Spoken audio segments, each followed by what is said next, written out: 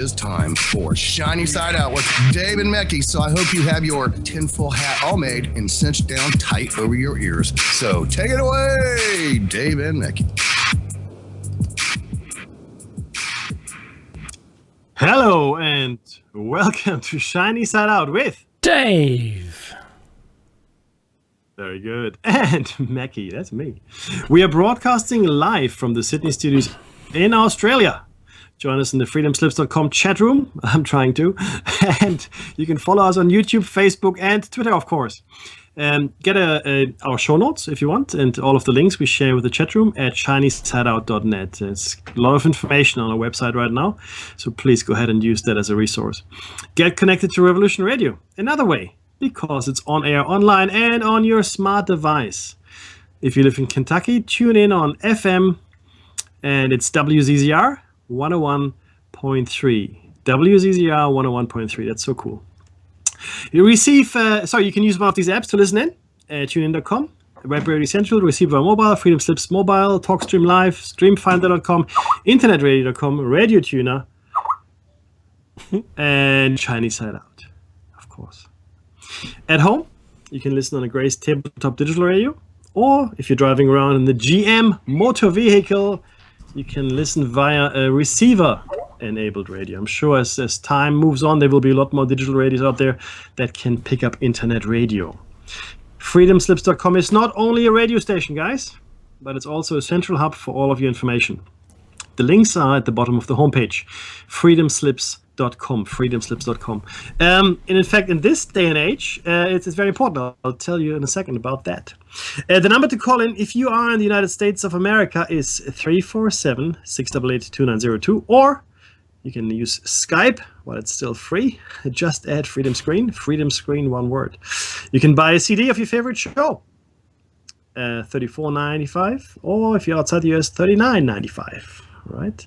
Or you can donate and you receive a USB stick or 75k seed pack. Simply follow the instructions when you're donating. Just one thing, very important to donate, ladies and gentlemen, because this is free radio. Well, it's not free. It's free for you. It's not free for the station. Electricity costs money. Every year costs more. So please go ahead and donate if you can. Every dollar helps. Every dollar helps. And as soon as I get into the chat room, I will tell you exactly how many dollars we need.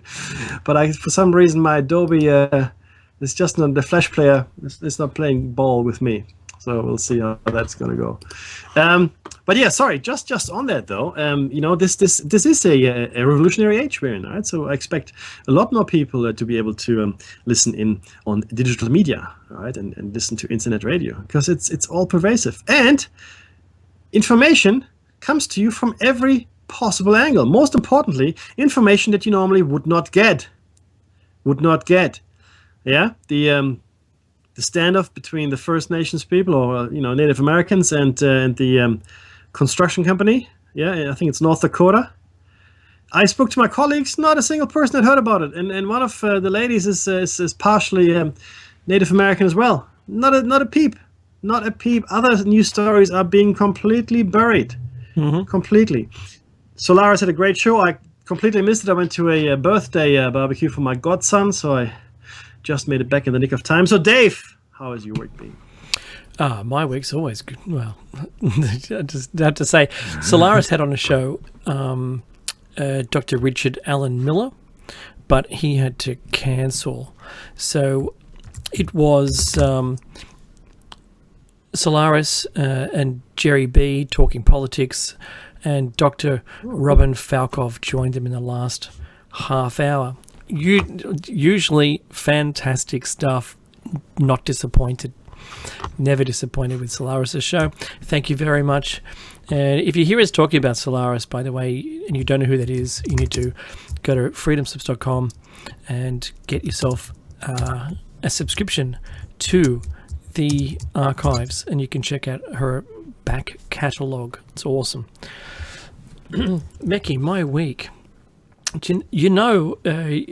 I send, you may not know that this out in the real world, but Mecky knows. I send him a whole bunch of things that I'm currently looking at. And one of those things this week was the Port Kembla, Australia sea level records from 91 till now. The last time I tried to go down this path, their record seemed to cease in 2011, and I mean there's probably a normal reason for it, but the mean sea level has risen, the minimum sea level has risen, and also the maximum sea level has risen as well in that same period. But you know, when you look at anomalies only, it doesn't look as though it's risen on the height, the maximum height of the sea. But the mean and certainly the low tide marks, the minimum height of the sea, has significantly increased. Still be on air, that would be good. Let me see. Yeah, I'm not getting a stream. Okay, that's disappointing. Let me see if I've still got audio. Well, my audio still works. Testing 1, 2. 2. I can hear you again, Mecky. Can you hear? I can. you hear me? It seems like you're back Can you hear again. me? Dave? Yes. Dave? I can hear you. I'm typing Dave, into. hello? Yeah, I can hear you. All right. So look, I don't know what happened. I don't know why it's playing up for Mecky. I might drop. No, it looks like we're back Hello? again. Mecky, it looks like we're Are you there? back. Can you hear me? Yes. Okay. Something weird happened, I guess. Can you hear me, Mecky? I can hear you fine, yep. Oh, good. All right. At least we got through that. All right. So, yeah, someone doesn't want me to talk about the sea level, clearly. All I can say is that nearly a foot rise since 1991, the minimum sea level rise. You have to think about that for a minute. Nearly a foot rise. You know, they keep that buried, don't they? Just a little. Just a little. Just a little.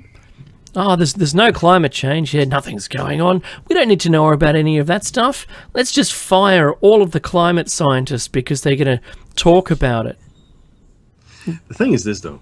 They've managed to establish a cottage industry, which is making billions, with that whole, carbon trading and all that, which is, good for you. Not that it makes a difference, but, let's just do that anyway. But the thing is this, climate change is a normal thing. Climate change happens all the time. I don't know why you would deny it.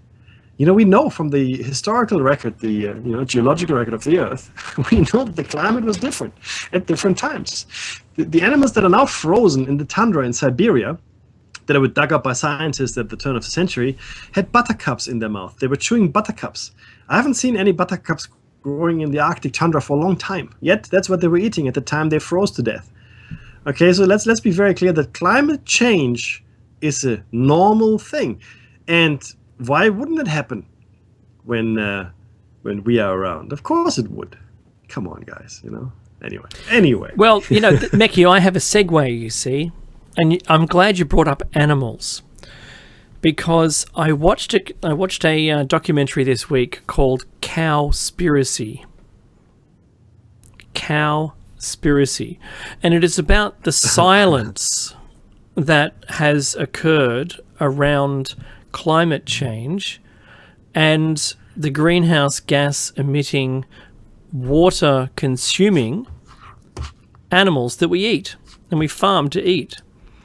And that there are more than 1,000 times the water consumption.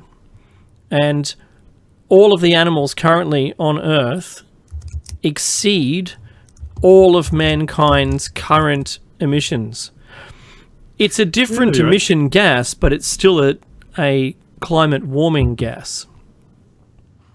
And you have to consider that too. But when you talk to people, all of the agencies, Greenpeace and everybody else who is in favor of curbing our emissions as humans, no one wants to talk about the industry that's to do with cattle and their emissions and their water consumption, because the water consumption is extraordinarily large. Thinking about the grain they eat must be watered, and they have to eat, like not a third their body weight, but certainly a lot per day. Yeah, and so their internal processes actually produce a gas, and we've always laughed about that, about the emissions from cows. It's basically wind from cows. It's a funny topic because no one wants to talk about it.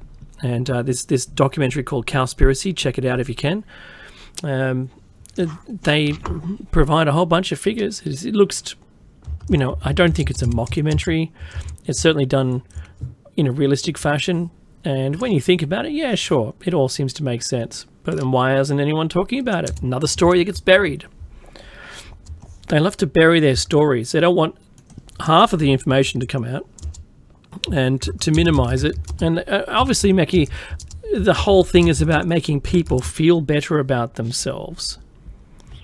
Of course. And it's convenient that they own all the media.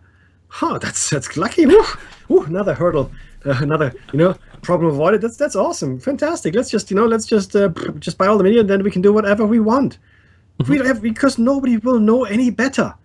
Because if you're not told about something that happens somewhere else, unless it happens in your city, but even if even in your city, if it doesn't happen in your immediate neighborhood, right?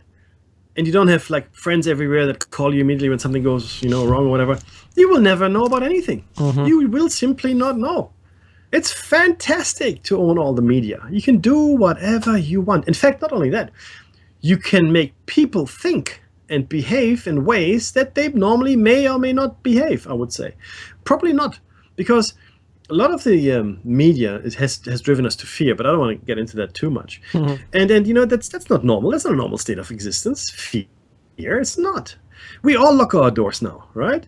And has crime actually gone up? I'm going to have a show on this, Dave. I'm going to look at the statistics. I'm going to see if crime has actually increased over the years, right?